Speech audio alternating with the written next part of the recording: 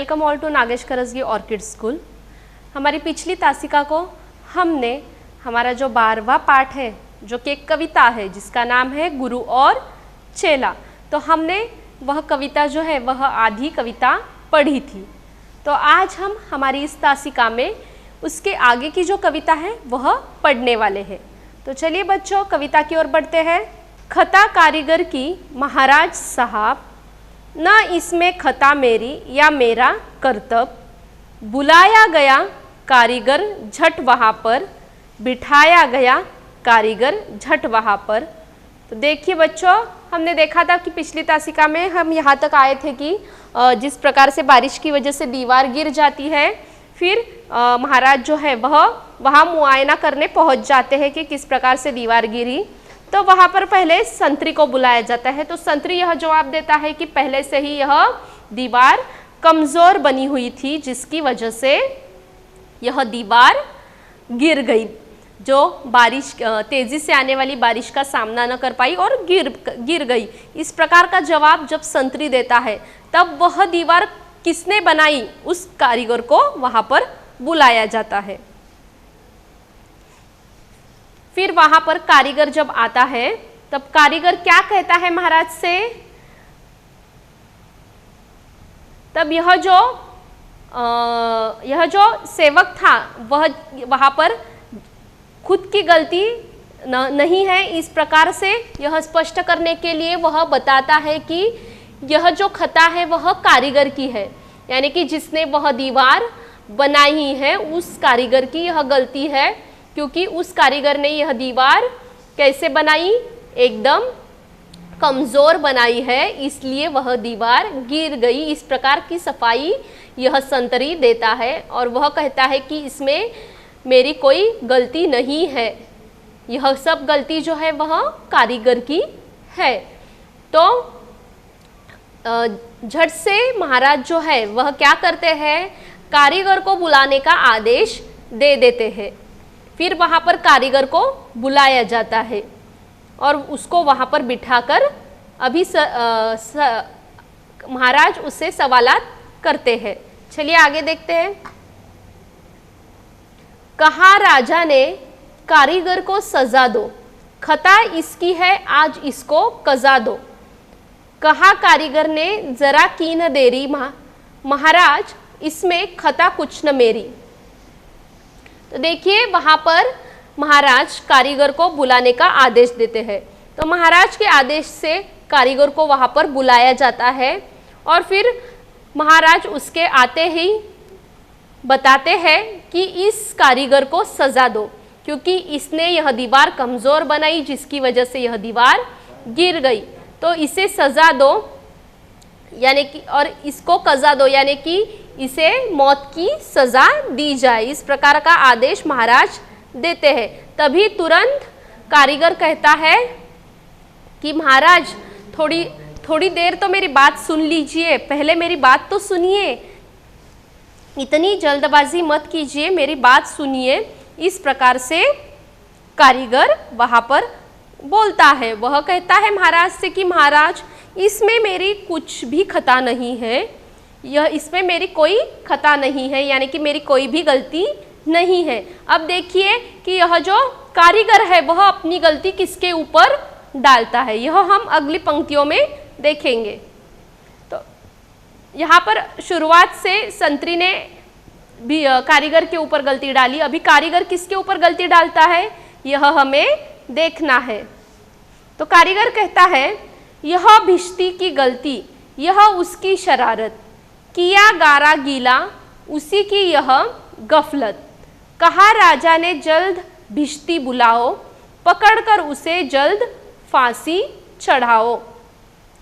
तो देखिए जो कारीगर है वह क्या करता है, क्या बोलता है कि यह भिश्ती की गलती है, मेरी गलती नहीं है, उसने ही गारा गीला किया, यह सारी गफलत उसकी की, यानी कि उसने ज़्यादा पानी डालकर यह जो दीवार बनाते समय, वह जब दीवार बनाते समय जो बालू और सीमेंट उसको मिलाकर जिसकी लिपाई पुताई की जाती है, फिर और उसके ऊपर ईंट रखकर दीवार बनाई जाती है, तो उस समय जो भिश्ती था वहां पर उसने ज्यादा पानी डालकर सब गीला करके यह सब गफलत कर दी। तो इसमें मेरी कोई भी गलती नहीं, सारी गलती जो है वह भिष्टी की है। तो यहाँ पर देखिए आपको भिष्टी का चित्र दिखाई दे रहा है, यह कारीगर है और यह भिष्टी है। तो इसके हाथ में यह एक चमड़े के बैग जैसा बनाया हुआ है जिससे वह पानी डालता है। तो ये जो कारीगर है वह अपनी गलती भिष्टी के ऊपर डालता है। तो उसके बाद राजा क्या कहते हैं, राजा कहते हैं कि तुरंत भिष्टी को बुलाया जाए और उसे पकड़कर उसे फांसी पर चढ़ाया जाए, यानी तुरंत जाके भिष्टी को बुलाओ और उसे फांसी पर चढ़ाओ। तो इस प्रकार का यह जो राजा है वह आदेश देता है, क्योंकि यह जो राजा है वह अनबूझ है, इसलिए वह सोच विचार बहुत ही कम करता है, तुरंत वह आदेश दे डालता है। वह छानबीन नहीं करता कि किसकी सच में गलती है, जो सुनाई देता है उसे या तुरंत वह फांसी पर चढ़ाने का आदेश दे देता है, जिसकी वजह से इसकी जो नगरी है वह भी बहुत परेशान थी, यानी जो नगरी के लोग हैं वह भी इस राजा से बहुत परेशान थे।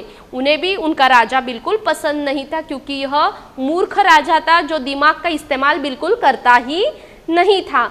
अभी यह दीवार गिरने में किसी भी की गलती नहीं थी, लेकिन फिर भी इस राजा ने इस प्रकार के सवालात पूछे कि जिससे यह आगे और विषय बढ़ता गया और सब लोग अपनी गलतियां एक दूसरे के ऊपर सौंपते गए। तो देखिए फिर राजा ने भिष्टी को बुलाने का आदेश दिया। फिर भिष्टी आने के बाद क्या कहता है, देखिए, चला आया भिष्टी, हुई कुछ न देरी, कहा उसने इसमें खता कुछ न मेरी। यह गलती है जिसने मशक को बनाया कि ज्यादा ही जिसमें था पानी समाया। तो देखिए क्या कहता है यह भिष्टी कहता है कि महाराज अभी भी कुछ देरी, यानी कि भिष्टी को बुलाकर फांसी पर चढ़ाने का आदेश दिया गया था।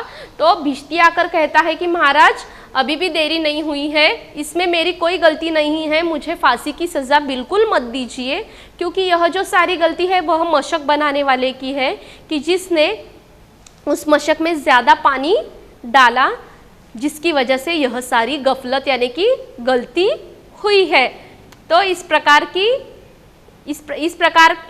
की सफाई यह जो भिष्टी है वह देता है, यानी कि अभी भिष्टी जो है वह मशक वाले के ऊपर अपनी गलती, यानी कि उसकी भी गलती नहीं थी, लेकिन वह अभी मशक वाले का नाम लेके उसको भी इसमें बुला रहा है। तो अभी देखिए क्या कहते हैं महाराज।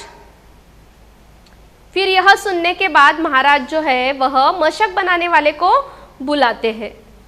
मशक वाला आया, हुई कुछ न देरी, कहा उसने इसमें खता कुछ न मेरी। यह मंत्री की गलती है, मंत्री की गफलत, उन्हीं की शरारत, उन्हीं की है हिकमत। तो देखिए जब मशक वाले को बुलाया जाता है तो मशक वाला आके क्या कहता है, मशक वाला आके यही कहता है जिस प्रकार से अभी बाकी अन्य व्यक्तियों ने जैसे एक दूसरे के ऊपर नाम लिए, एक दूसरे के नाम लिए, जिससे अभी 3-4 लोग यहाँ पर आ चुके हैं। लेकिन अभी जो मशक वाला आता है वो क्या करता है, उसके पास भी बोलने को कुछ नहीं होता, इसलिए वो क्या करता है, वो भी किसी और का नाम लेता है। किसका नाम लेता है, मंत्री का नाम लेता है। तो यह मशक वाला कहता है कि यह जो है यह सारी मंत्री की गलती है, उनकी देखरेख में यह दीवार बनाई गई थी, तो उनकी गलती है, उन्हीं की किसी शरारत या गफलत की वजह से यह दीवार ऐसी बनी थी, क्योंकि उनके ही नज़र के सामने हमने यह दीवार बनाई थी उनके आदेश के अनुसार। तो यह जो सारी खता है वह सिर्फ मंत्री की है। तो इस प्रकार से यह मंत्री के ऊपर यह सारी गलती डाल देते हैं और मंत्री का नाम लेते हैं। तो देखिए अभी हमने देखा कि यहाँ पे जिस प्रकार से शुरुआत में संतरी को महाराज ने एक सवाल पूछा, जिसका संतरी ने इस प्रकार से जवाब दिया कि जिससे सब एक दूसरे का नाम लेते लेते इसमें संतरी आ गए, कारीगर आ गए, फिर भिष्टी आ गया, फिर मशक वाला आ गया, फिर मंत्री आ गया, यानी कि सब एक दूसरे का नाम ले रहे हैं, क्योंकि महाराज ने ऐसा सवाल पूछा था कि जिसका यानी कि ऐसा एक मूर्ख सब जैसा सवाल पूछा था कि राजा ही मूर्ख था इसलिए उसके सवालों को भी कोई महत्व नहीं है। राजा ही मूर्ख है और उसने मूर्ख जैसे सवालात पूछे हैं, तो सामने वाले को समझ नहीं आता कि उसका क्या जवाब दिया जाए, तब मुंह से कुछ भी निकल जाता है, जिससे विषय जो है वह बढ़ता ही चला जाता है।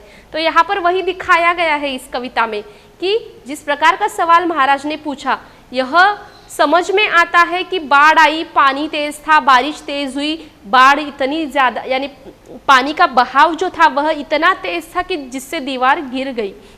अच्छी बड़ी दीवारें गिर जाती है बड़ी बड़ी बाढ़ में, तो उसी प्रकार से यहाँ पर इस प्रकार से जोरदार बारिश होती है कि जिससे वह दीवार गिर जाती है। लेकिन महाराज संतरी को जिस प्रकार से गुस्से में यह सवाल पूछते हैं, तो संतरी को सूझता नहीं कुछ भी। वह भी आखिर उस अनबुझ राजा का ही सेवक था, तो वह भी उसी प्रकार से उसको उत्तर देता है, और जिससे यह विषय आगे ही बढ़ता चला जाता है। सब एक दूसरे का नाम लेकर एक दूसरे को दोषी ठहराते रहते हैं। तो अभी तक हमने देखा कि यहाँ पर अभी मंत्री की बारी आई है। सब लोग आखिर में यहाँ पर अभी मंत्री का नाम लिया गया है। तो चलिए देखते हैं अभी मंत्री क्या कहते हैं। तो देखिए अभी फिर यहाँ पर महाराज मंत्री को बुलाते हैं। तो यह जो मशक वाला है वह क्या कहता है आगे कि मंत्री, यह सब मंत्री की गलती है, यह दिखाने के लिए वह क्या सफाई देता है। देखिए, बड़े जानवर का था चमड़ा दिलाया, चुराया न चमड़ा मशक को बनाया, बड़ी है मशक खूब भरता है पानी, ये गलती न मेरी यह गलती बिरानी। तो यानी कि देखिए, बिरानी यानी दूसरे की। यह जो है मशक वाला, यानी अभी जो आपने चमड़े का वहां पर बैग देखा, वो मशक वाले के गले में लटकाया हुआ हमने देखा यहाँ पर पहले चित्र में। हाँ, तो वह मशक बनाने के लिए किसी जानवर का चमड़ा लगता है, और मंत्री ने ऐसे जानवर का चमड़ा लाया कि जो बहुत ही मोटा था, तो और बड़ा भी था, जिससे यह जो मशक वाला है वह कहता है कि मैंने जितना बड़ा चमड़ा था उतना बड़ा मशक बनाया, जिससे उसमें पानी बहुत ज़्यादा बैठता है, जिससे पानी ज़्यादा पड़ गया। तो यह मेरी गलती नहीं है, क्योंकि मैंने ज़रा भी चमड़ा नहीं चुराया, जितना चमड़ा मुझे मंत्री ने ला के दिया था उतने चमड़े का मैंने मशक बनाया, जिसमें पानी बहुत ज़्यादा बैठ गया। तो यह सारी मेरी गलती नहीं है, यह सारी जो है वह मंत्री की गलती है, क्योंकि मंत्री ने ही मुझे बड़ा चमड़ा लाकर दिया था। तो देखिए सब कैसे एक दूसरे के सर पर गलती डाल रहे हैं, या एक दूसरे को जिम्मेदार ठहराने में लगे हुए हैं। अभी देखेंगे, अभी फिर यह सुनने के बाद राजा मंत्री को बुलाने का आदेश देता है और कहता है, यह अगर मंत्री की गलती है तो मंत्री को बुलाओ और उसको फांसी पर चढ़ाओ। है मंत्री की गलती तो मंत्री को लाओ, हुआ हुक्म मंत्री को फांसी चढ़ाओ, चले मंत्री को लेके जल्लाद फौरन, चढ़ाने को फांसी उसी दम उसी क्षण। मगर मंत्री था इतना दुबला दिखाता, न गर्दन में फांसी का फंदा था आता। कहा राजा ने जिसकी मोटी हो गर्दन, पकड़कर उसे फांसी दो तुम इसी क्षण।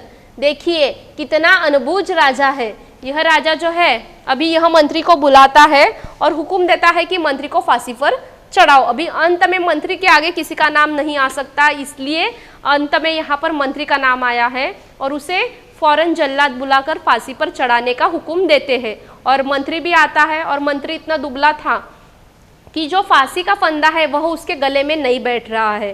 तो उसके ऊपर यह अनबूझ राजा क्या कहता है कि यह अगर इसके गले में नहीं बैठ रहा फांसी का फंदा, तो जिसकी गर्दन मोटी है उसको ढूंढ के लेके और उसको फांसी पर चढ़ाओ। देखिए अंत में क्या फैसला किया इस अनबुझ राजा ने कि किसी अन्य व्यक्ति को ढूंढ के लाओ और फांसी पर चढ़ा दो। चले संतरी ढूंढने मोटी गर्दन, मिला चेला खाता हुआ हलवा दनादन। कहा संतरी ने चले आप फौरन, महाराज ने भेजा न्योता इसी क्षण। तो देखिए, तो यह जो संतरी है वह बाजार में मोटी गर्दन वाला आदमी ढूंढने जाता है। हाँ, और वहां पर उसको कौन मिलता है? चेला। देखिए चेला भी कैसा हो गया है, इस अंधेर नगरी में रह के मुफ्त का रोज खा खा के, क्योंकि यहाँ पर सब बहुत सस्ता मिलता है 1 पैसे में, यह भी मोटा हो गया है। शुरुआत में कैसे दिखाया था चेला? एकदम दुबला। अभी चेला कैसा हो गया है? एकदम मोटा हो गया है। तो जब संतरी ढूंढने निकलता है तब सबसे पहला मोटा आदमी संतरी को कौन मिलता है? चेला मिलता है। बहुत मन में खुश हो चला आज चेला, कहा आज न्योता छकूंगा अकेला, मगर आके पहुंचा तो देखा झमेला, वहां तो जुड़ा था अजब एक मेला। तो देखिए यह जो चेला है जिसके पास संतरी जाता है और उसे कहता है कि महाराज ने न्योता भेजा है आपको महल में आने के लिए। तो यह सुनकर यह क्या होता है? बहुत खुश होता है और यह संतरी के साथ निकल चलता है महल जाने के लिए। और जाते जाते ही मन में वह इतना सब सोचने लगता है कि आज मैं महल जाऊंगा, 56 भोग लगाऊंगा, यानी कि बहुत सारा खाऊंगा पीऊंगा, अच्छा महल का अच्छा खाना राजभोग करूंगा। इस प्रकार के विचार करते हुए वह महल पहुंचता है और वहां जाकर देखता है तो उसे वहां पर कुछ अजब ही देखने को मिलता है, क्योंकि वहां पर पहले से इतने सारे लोग आए हुए थे और यह जो चल रहा था वह वहां जाने के बाद उसे पता चलता है। चलिए अगले पन्ने पर कविता का आगे का भाग देखेंगे। यह मोटी है गर्दन इसे तुम बढ़ाओ, कहा राजा ने इसको फांसी चढ़ाओ, कहा चेले ने कुछ खता तो बताओ, कहा राजा ने चुप न बकबक मचाओ। तो देखिए जब चेला पहुंचता है महल तब वहां जाने के बाद वहां का सारा हालचाल उसे पता चलता है कि उसे क्यों बुलाया गया है। तो उसे तुरंत फांसी पर चढ़ाने का आदेश महाराज उसके सामने देते हैं। तो यह सुनते ही चेला जो है वह महाराज से पूछता है कि राजा पहले मेरी खता तो बताओ कि मैंने क्या किया है, आप क्यों मुझे फांसी पर चढ़ा रहे हो। तो यह सुनते ही राजा उसे चुप होने को कहते हैं कि ज्यादा बकबक मत करो, चुप बैठो। मगर था न बुद्धू था चालाक चेला, मचाया बड़ा ही वहीं पर झमेला, कहा पहले गुरुजी के दर्शन कराओ, मुझे बाद में चाहे फांसी चढ़ाओ। लेकिन चेला कैसा था? चेला भी बहुत होशियार था, चेला बुद्धू नहीं था। वह भी वहाँ पर बहुत नाटक करता है और कहता है कि मरने से पहले मुझे मेरे गुरु के दर्शन करने हैं, मेरे गुरु को मेरे सामने लेके आओ, फिर मुझे फांसी चढ़ाओ। और ऐसा और जिस व्यक्ति को फांसी दी जाती है उसकी जो अंतिम इच्छा है वह पूरी करने की रीत होती है। तो इस प्रकार से यहाँ पर चेला जो है वो बहुत नाटक कर मेरी यह आखिरी इच्छा है, इसे आप पूरी कीजिए, इस प्रकार का नाटक करके राजा को कहता है कि मुझे मेरे गुरु से मिलना है, मुझे मेरे गुरु को मेरे सामने लेके आओ, फिर उनके सामने आप मुझे फांसी पर चढ़ा सकते हो। इस तरह से वह गुरु को वहाँ बुलाने की युक्ति करता है। क्यों? क्योंकि गुरु जो होते हैं वो बहुत होशियार होते हैं, वह हमें हर समस्या से निकालते हैं, फिर वह गुरु चाहे कोई भी हो। इसीलिए हर शिष्य को अपने गुरु के ऊपर भरोसा होता है कि यदि वह किसी समस्या में पड़ जाए या फिर किसी कठिन परिस्थिति में पड़ जाए तो उसे उस परिस्थिति से उसके गुरु राह दिखा सकते हैं या उससे निकाल सकते हैं। इसलिए गुरु का मार्गदर्शन होना कितना आवश्यक है यह यहाँ पर बताया गया है।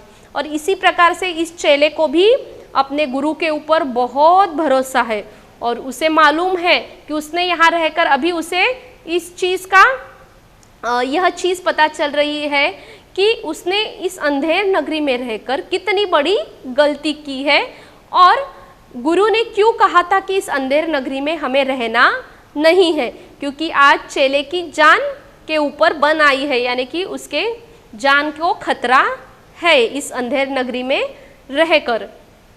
तो अब उसे गुरु की याद आती है। जब वह इस मुसीबत में फंस गया है तब उस सबसे पहले उसकी आंखों के सामने और उसके दिमाग में एक ही नाम आता है और उसकी आंखों के सामने एक ही चेहरा आता है, वह है गुरु और गुरु का नाम। क्योंकि उसे मालूम है अगर इस मुसीबत से उसे कोई यदि निकाल सकता है तो वह कौन है? वह गुरु है। इसलिए यह जो चेला है वह तुरंत अपना दिमाग लगा के वहाँ पर इस प्रकार का प्रस्ताव राजा के सामने रखता है कि गुरु से मुझे मेरे मिलना है, यह मेरी आखिरी इच्छा है और जब मेरे गुरु मेरे सामने आएंगे, मुझसे मिलेंगे, तभी आप मुझे फांसी पर चढ़ा सकते हो।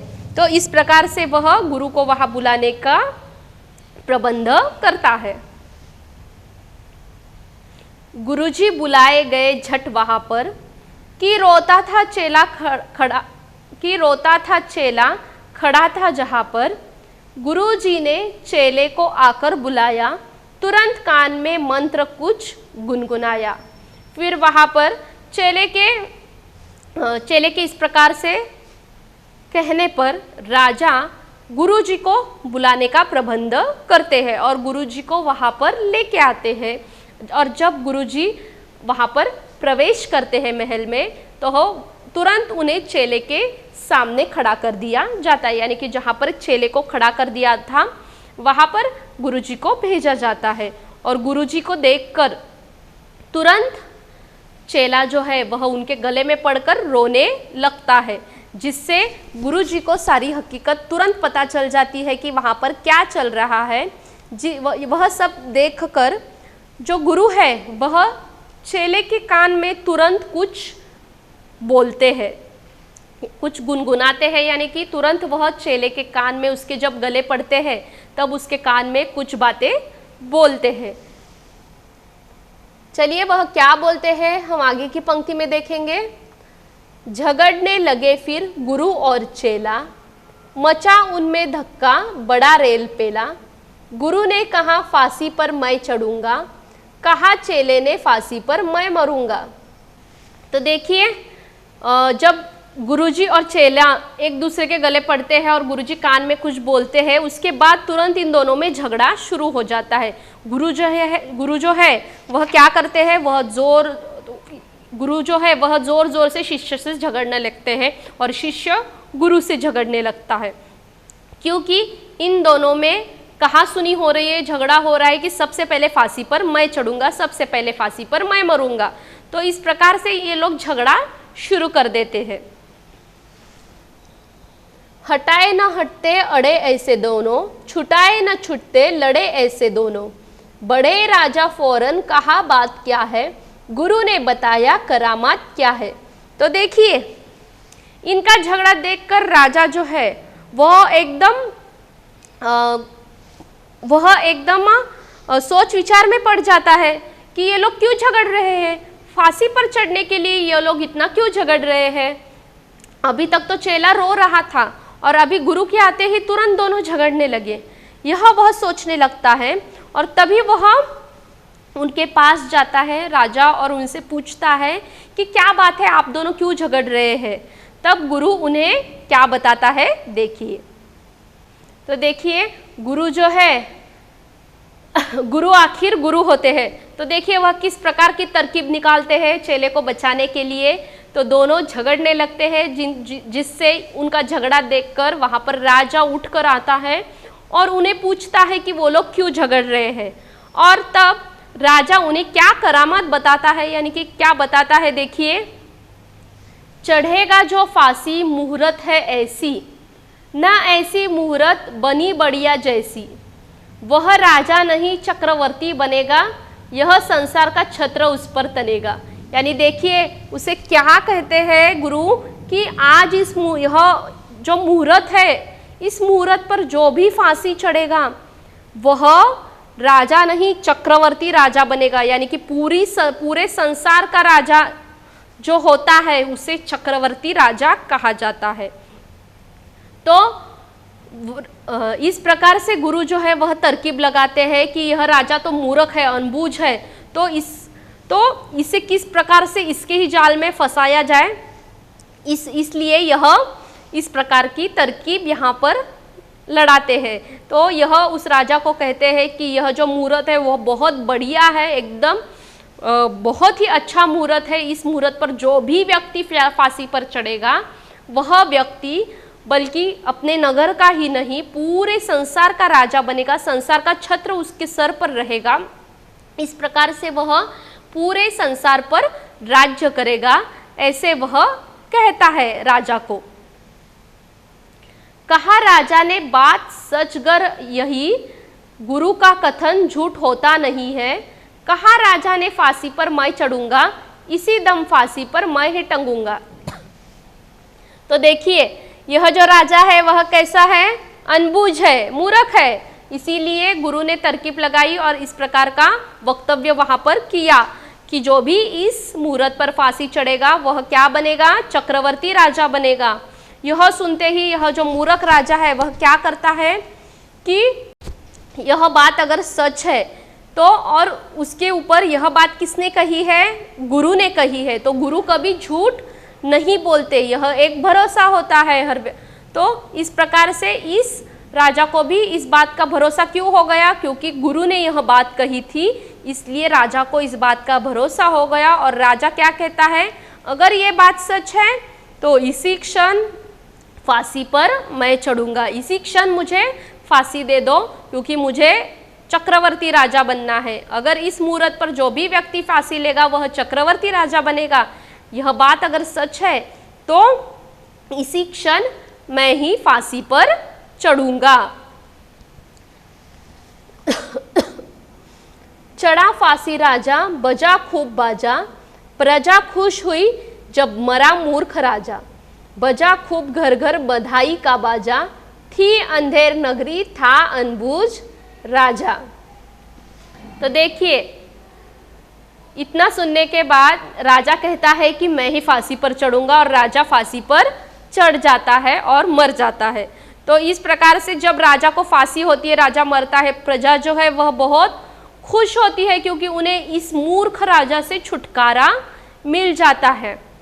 क्योंकि इस मूर्ख राजा की वजह से इनकी जो नगरी है वह अंधेर नगरी कहलाती थी, और इस प्रजा को भी बहुत सी अनबूझ चीज़ों का सामना करना पड़ता था। तो राजा के मरने से प्रजा जो है वह क्या होती है, बहुत खुश होती है, सब जगह बधाई का बाजा, यानी कि ये लोग खुशी से झूमने लगते हैं। और इस प्रकार से इस अनबूझ नगरी का राजा अब नहीं रहता है और प्रजा जो है वह स्वतंत्र हो जाती है, इस राजा की मूर्खता से स्वतंत्र हो जाती है। तो देखिए बच्चों, इस प्रकार से गुरु ने किस प्रकार से ना कि सिर्फ चेले को ही इस मुसीबत से निकाला, बल्कि पूरी प्रजा को भी इस मूर्ख राजा के अत्याचार से बचाया, उन्हें भी स्वतंत्रता दिलाई।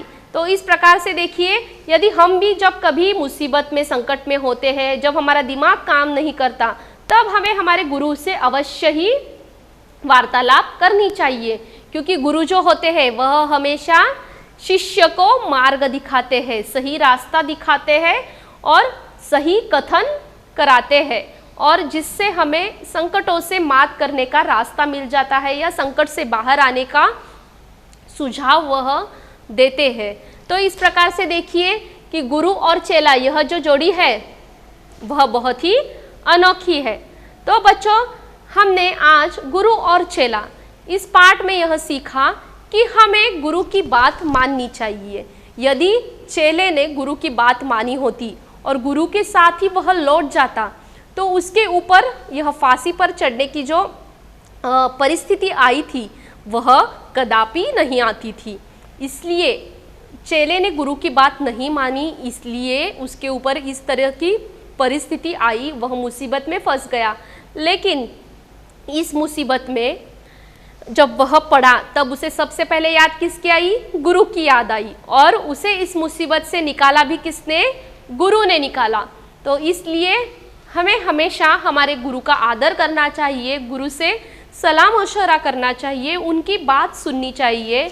और यदि हम किसी मुसीबत में हैं और हमें मार्ग नहीं मिल रहा है, तब भी हमें तुरंत अपने गुरु से ही पूछना चाहिए, ताकि वह हमें अच्छा सा सुझाव देकर मार्ग दिखा सके। तो बच्चों, इस तरह से आज हमने गुरु और चेला यह कविता सीखी है। आपको घर पे यह कविता फिर से एक बार अच्छे से पढ़नी है। यहीं पर हमारा जो पाठ है गुरु और चेला, यह समाप्त होता है। धन्यवाद।